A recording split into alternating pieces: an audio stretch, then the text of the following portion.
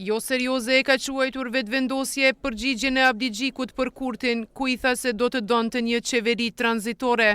Me gjithë blokadën, deputeti Hekuran Murati tha se partia e tij nuk heq dorë nga formati i votimit të fshehtë dhe as nga kandidimi i Albulena Haxhiut për kryekuvendare, i kundërshtuar nga partitë e tjera për disa seanca.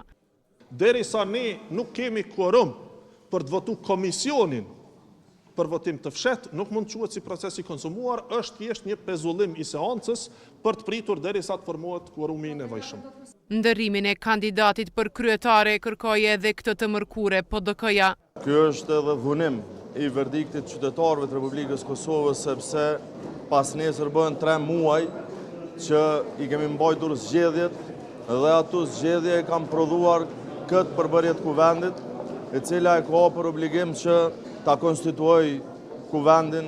LDK ngul këmbë për qeverinë unifikuese.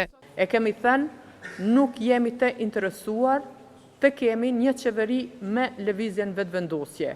I kemi ftuar të gjithë, i mirë presim qoftë se vinë dhe ulemi, nuk kemi vendosur asnjë kusht, sepse gjithçka do të jetë subjekt i diskutimit në këtë tryezë të përbashkët, duke përfshi edhe kryetarin e parlamentit në mënyrë që dalim nga kjo blokadë, dhe do me thonë, kjo është forma jonë, është propozimi ynë. Për partitë politike jo shqiptare, përgjigje e Abdi Xhikut ishte në frymen multietnike. Ku bëhet thirrje për partitë politike shqiptare dhe përjashtohen komunitetet tjera. Edhe deputetja bosnjake Emilia Rexhepi ja çoi një porosi kryetarit të vetëvendosjes Albin Kurti. Për Limaj, një qeveri gjithëpërfshirëse ka potencial të ndodhe, Haradinaj tha se më mirë është të shkohet në zgjedhje. Ne do të përgjigjëm ftesave të tilla, të cilat kanë bën përpjekje për gjetur zgjedhje.